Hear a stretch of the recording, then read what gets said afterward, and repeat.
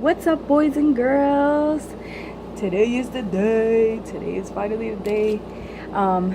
This will be my second pregnancy update, and also part of my birth story with my first child. And that way people understand where I'm coming from a little bit.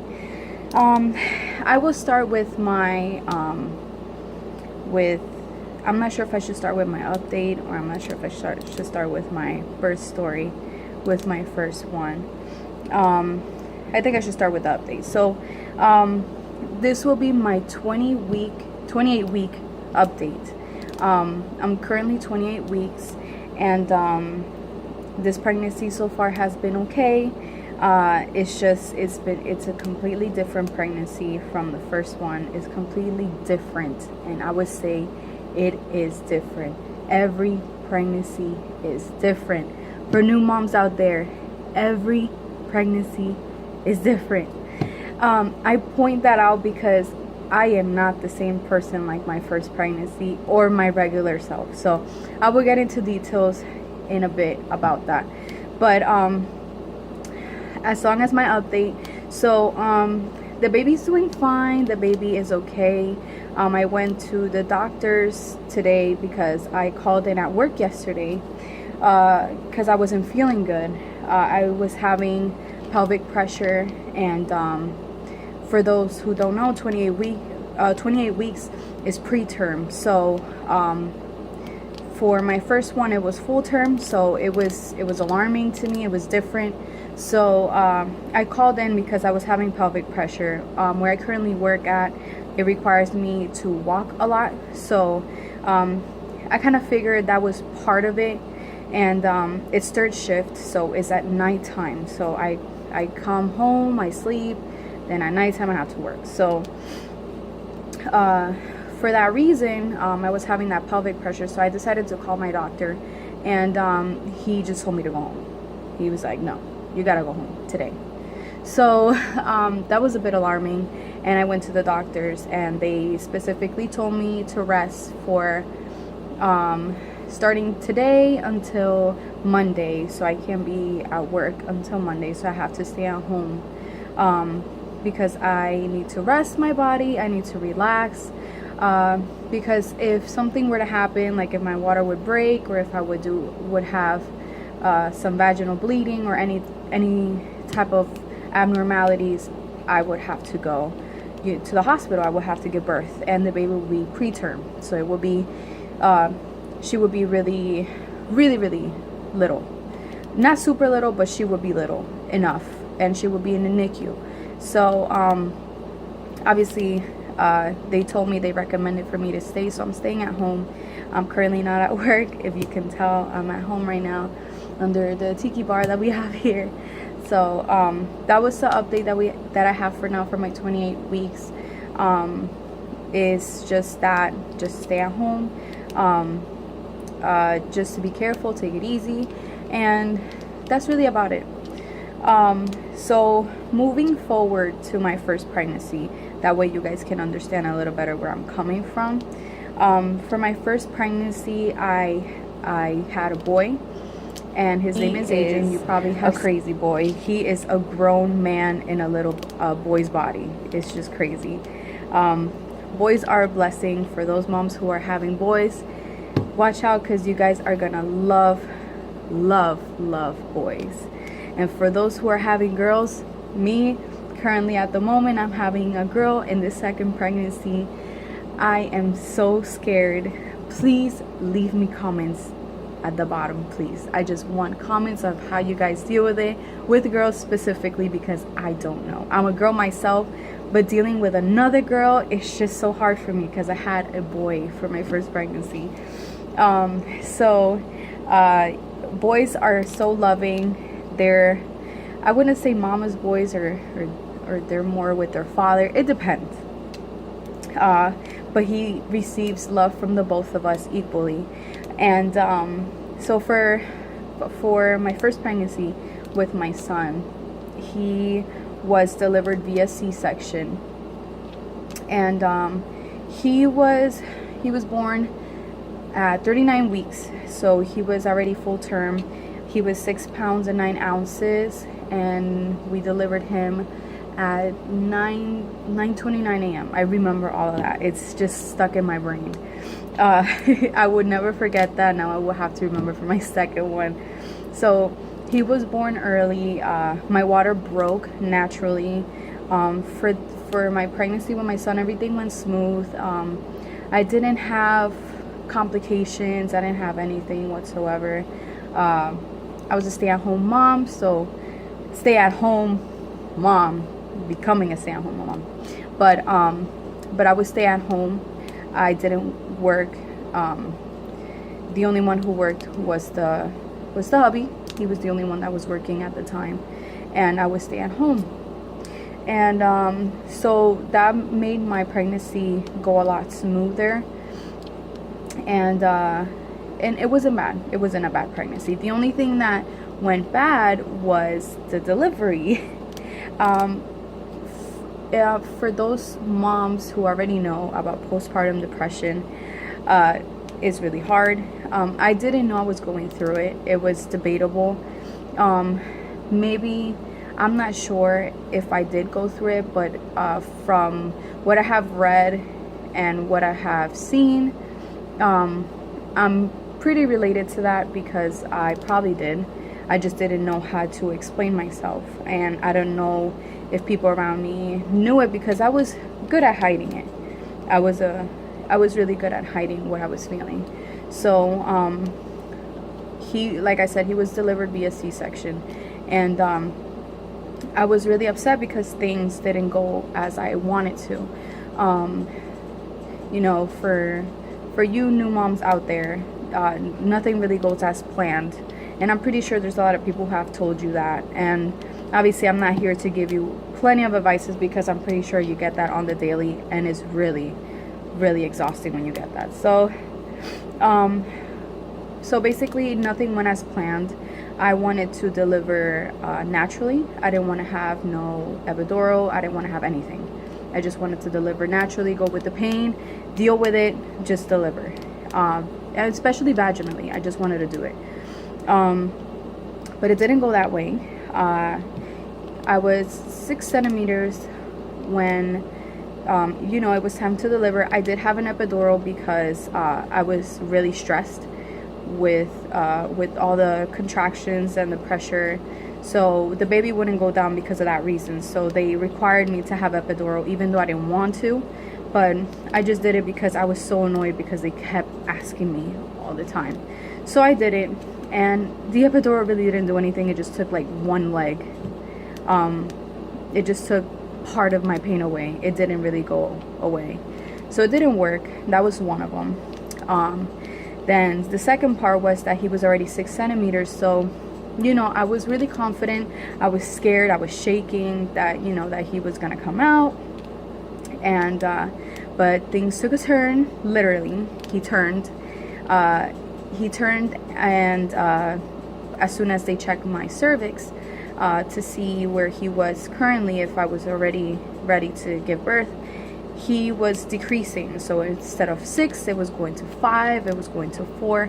So because of that reason, they did an emergency C-section. So he turned, so I couldn't deliver naturally. So that was one. That was the second part. So when I went to the surgery room to get the C-section done, I didn't know that I knew I wasn't going to feel my legs, because obviously they're going to cut me. But I didn't know I was going to hyperventilate. I was going ballistic. It was a crazy experience. I was feeling claustrophobic because I couldn't feel my legs. So I felt in a tight place. I felt restrained. I felt I couldn't feel my feet. So I was hyperventilating. So luckily the hubsters were next to me, and the nurses were there, and then they were telling me to calm down, to relax, because the baby will be coming out soon. So that calmed me down. And within a few minutes, or like a few minutes later, he came out. So it was a really great experience. I'm not gonna lie. It was a beautiful experience. even though if it was a C-section. It was beautiful. I loved it. I loved every minute of it. So from there on, the recovery, that was the third part. It was bad. It was horrible.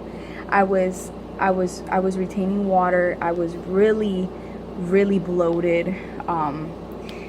My face was just completely like a round ball. I was so bad.